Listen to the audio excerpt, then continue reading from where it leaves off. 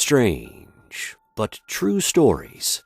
Tales from the light side, the dark side, and the other side. I'm Steve White. The curse and a ghost. Love. It can make us do strange things, think weird thoughts, and it can blind us to reality. Such may be the case for one woman back in the late 18th century who fell in love with a man only to be betrayed by him at her most vulnerable time.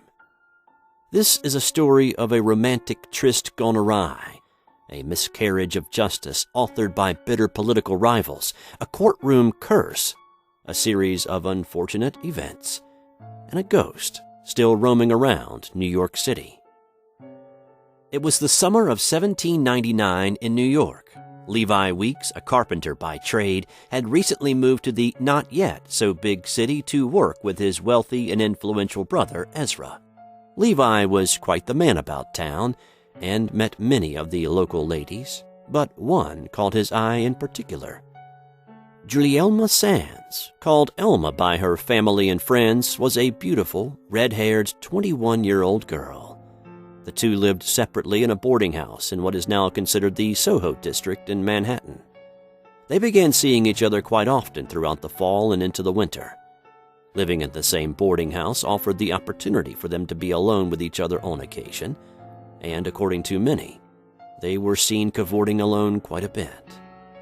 In December of that year, Elma told her cousins Catherine and Hope Sands that she and Levi were going to be secretly married soon. However, Levi may not have been so serious. On December 22nd, Levi picked her up, and they went for a sleigh ride.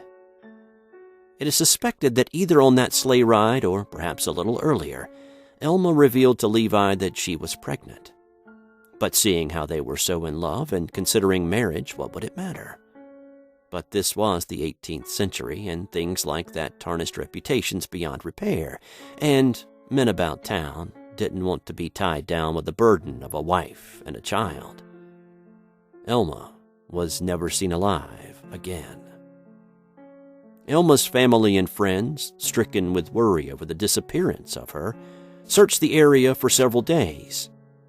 3 days later, boys playing near a well found a woman's hand-warming muff floating in the water of the well.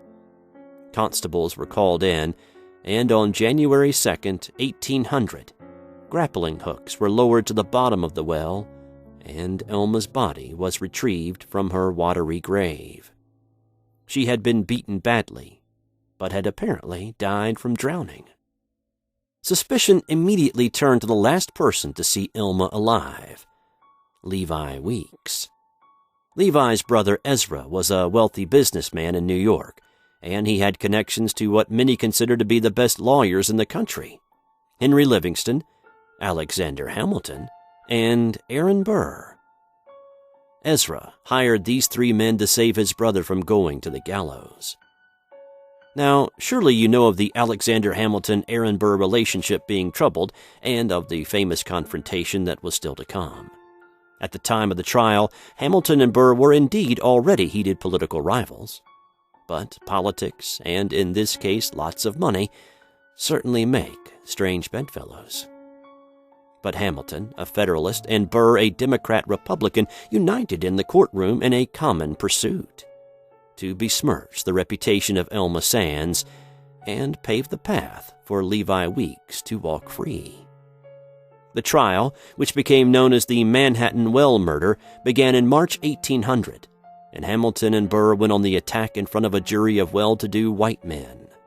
They portrayed Elma as a drug taker and a loose, morally corrupt harlot.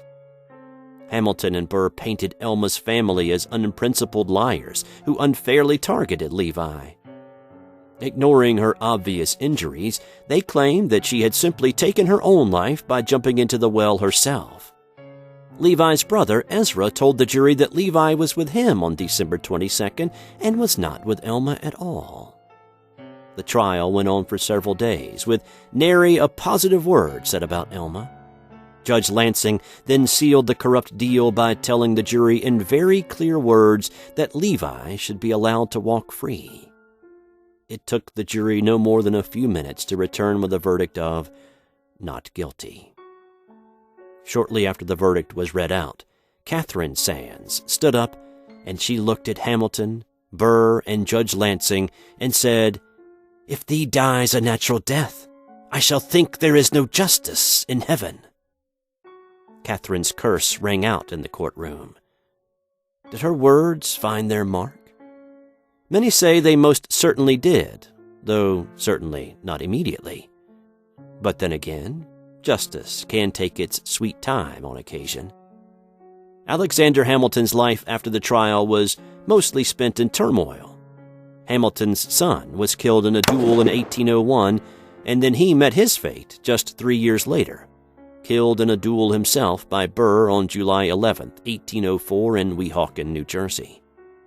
Burr was charged with murder stemming from the duel, but was acquitted, yet found his political career in ruins. Burr attempted to seize political clout again by joining a plot to form a new nation in the recently purchased Louisiana Territory with him as its leader. But he was betrayed, fleeing once again, spending several years in England in ignominious fashion. He was accused of treason by Thomas Jefferson, but was later acquitted. He returned to the United States in 1812, but at the end of that year he also lost a child when his beloved daughter Theodosia was lost at sea while sailing to visit him in New York. And then there was Judge Lansing's fate, which is the most mysterious of all, but also took the longest. On December 12, 1829, almost 30 years since Elma's disappearance, Lansing stepped out of his New York home and was never seen again. His body was never found, and there was no trace of what happened to him. Some speculate he was kidnapped and killed over a deal gone bad. But maybe it was just Elma, finally exacting her revenge 3 decades later. However, there was no true justice for Elma's presumed murderer. Despite the overwhelming public sentiment that Levi Weeks was responsible for Elma's death, he walked free. He was ostracized and forced to flee New York, moving to Massachusetts, Ohio, and Kentucky, but each move also brought news of the murder and trial, forcing Levi to pull up stakes again and again. He eventually settled in Mississippi, married a woman named Anne Greenleaf, and had 3 children, living out the remainder of his life as an architect and builder. He did die at the young age of 43, but nothing has been written that he died mysteriously. He seemed to live out a happy life once he made it to the Deep South. And maybe that is why Elma has been, and still is, a restless ghost. A report from 1861 told of screams and groans emanating from the well, and people claim to see the ghostly figure of a woman in white close by. And there are many who say and believe that the ghost of Elma Sands still wanders the same ground that she died. You see, the well that her body was recovered from still exists. Make your way to 129 Spring Street in Soho. It's the oldest building on the block. Formerly a brothel and a series of restaurants, it's now a cost store. The building was built on top of the well, and it is still visible in the basement. The ghost of Elma has been felt and seen by many who have worked in this building over the years. Lights reportedly go on and off by themselves, with no one near a power source. Water turns on and off with the help of a ghostly hand. When this was the Manhattan Bistro a few years back, bottles would fly off shelves and glasses would fall off the bar and shatter on the floor. And once, while the restaurant manager went to the basement, he unlocked a chained and padlocked door to retrieve a bottle of wine, only to find that the door was chained and padlocked behind him, locking him in the wine cellar. He had been alone in the basement and was only in the wine cellar for 20 seconds or so, and had never heard a thing. He had to wait for someone to realize he was trapped by Elma's spiteful behavior. Locking him up may have been her way of exacting a little revenge on all the men who denied her life, the pursuit of her own happiness, and justice. The apparition of a beautiful, young, red-headed woman with a sad face dressed in 18th century clothing is occasionally seen near where the well still sits. If you happen to visit, tread lightly and let Elma know that you believe her sad and strange but true story. This has been another strange but true story. Have you ever encountered a ghost or any other paranormal occurrence? Share it with us. Send us an email at strangebutTrueStories2@gmail.com.